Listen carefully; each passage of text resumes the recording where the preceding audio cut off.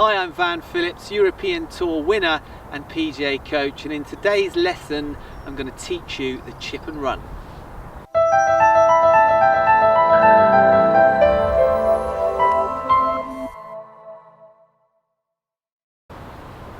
Okay, the chip and run. Now everybody probably thinks that when we talk about chip and run that we're always talking about taking a mid iron, maybe a 6 or 7 iron, and always running the ball a reasonable distance, okay? And that would be true in certain instances, but I want you to think a little bit more open-minded about this and realize that actually we can play a chip and run with a lob wedge as well. We can play a lob wedge, sand wedge, gap wedge. In fact, every club all the way up to a 3-wood we can play a chip and run. So depending on the length of chip that we're faced with, sometimes we miss a green and we have a chip that's only 3 yards long. You might be 1 yard off the green and the flag's 2 yards on the green. So we still don't need to play a long running shot for obvious reasons. The ball's close to us. So we might want to use a lob wedge in that instance, but still play what really is a chip and run shot, but just with a lofted club. So I've got a lob wedge here and I've got a 6 iron, and I'm going to go, actually when I go to the demonstration section of this video, I'm going to demonstrate at least 5 or 6 shots from a lob wedge right through to a sort of 6 or 7 iron, and just show you how you can play the same technique with a couple of little setup changes and hit short to medium to long range chip and run shots with very little technical changes. So let's get into the face on aspects, and I'll start off with the lob wedge here. I'm going to drop the 6 iron down. So when we're using a lofted club and we're playing a chip and run, obviously that ball's not going to run as far as it would with a 6 iron, but we're still calling it the chip and run, okay? So it's going to go a short distance and it's going to roll a short distance, but it's still a chip and run shot.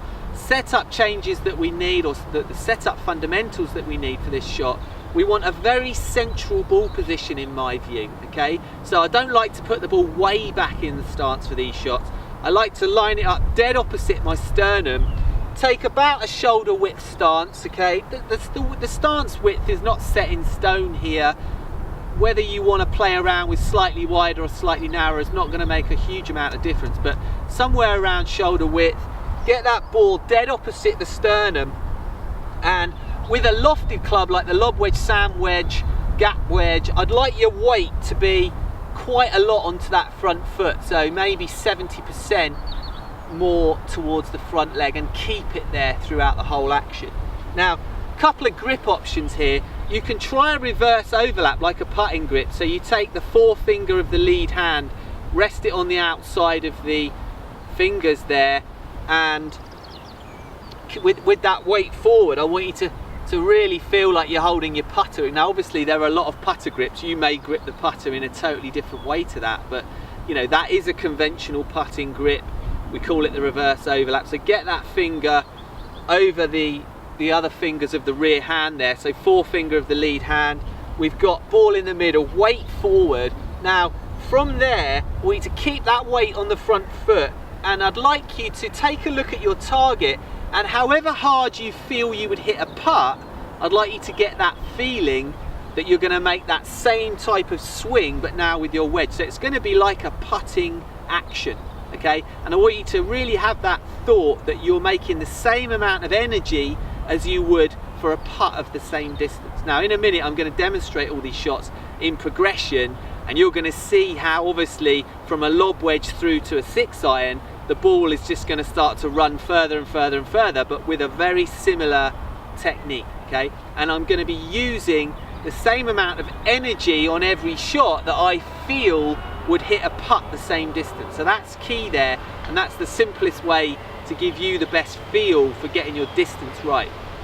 So as we move incrementally up the bag from lob wedge to sand wedge, all I'd like you to do is feel like your weight gets a little bit more central and centered, so you end up with your weight quite 50-50. When you get to a 6 iron and up to a 5-4 iron, or even when you get into your 3-wood or rescue club you might even want to use sometimes around the green, I want you to feel that weight is very 50-50, and as you go 6 iron, 7 iron, 8 iron, 9 iron wedge, I'd like you to feel like you just creep that weight forward until you get about 70% on that front leg, and that's just going to slightly change your angle of attack. It's going to get slightly steeper as those clubs get more lofted, and that's quite important because it helps you with the strike, which is obviously a good thing. We don't want to misstrike those less lofted clubs. So I'm going to go ahead now and hit some shots with that lob wedge up to 6 iron. Now I want to talk a little bit about aiming before I do that. I want you to aim again very parallel, just like you're putting. We've got that club face very square to our target, so we want the leading edge at 90 degrees to our target, just like a putt again, and therefore I'd like you to aim very square, so shoulders, hips and feet very parallel to where you want that ball to take off. So we've got ball position, we've got weight distribution, we know it's changing a bit, the weight distribution, always centered ball position, aim nice and parallel. Now I just want you to go ahead and watch. I'm going to do these in full speed, there's no real need for slow motion demos here. I'm just going to hit a series of chip and runs from short to very long. I will aim at this flag you can see in the distance, but obviously my short chips are not going to reach the flag because I want to show you how that distance increases all the way up to eventually the flag distance, where I'll be using a 6 iron to get it rolling all the way up to that flag. So go ahead, watch these demonstrations, and then I'll come back to you at the end.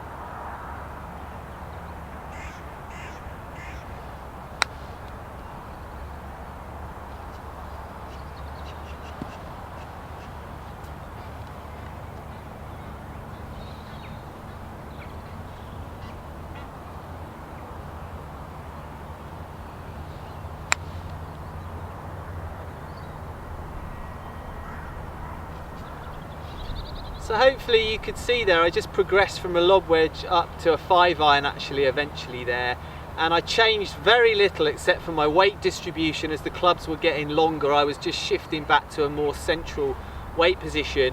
I just want to talk about the other grip there. I mentioned I'd give you a couple of grips. One was that overlap, reverse overlap. The other one you can try is from a very famous player in the 1940s and 50s called Paul Runyon, who was the best chipper actually of that era, and people regard him as maybe one of the best chippers of all time. And he actually used quite an unconventional grip where he rotated both palms to the sky about 45 degrees and they were separated, so he used a split grip, hands just touching each other but without any interlocking or overlapping, no actual connection between the two hands. And you can see there I've got both my thumbs on the outside of the grip, so top thumb on the left side of the grip, bottom thumb on the right side of the grip, and he believed that locked the wrists and kept the wrists out of the swing. I actually quite like it. Sometimes I do use that grip myself. It's worth experimenting with. So you've got the conventional putting grip, or you can go for the Paul Runyon grip, but it's the same putting action. You're really just using the shoulders like a putting stroke, and you're just changing that weight distribution. So go ahead and practice those chip and runs with a variety of clubs. You'll see obviously they go shorter as the clubs get more lofted, but it's a very simple way to hit chips as long as you haven't got a huge amount of rough to carry and you're close to that green side.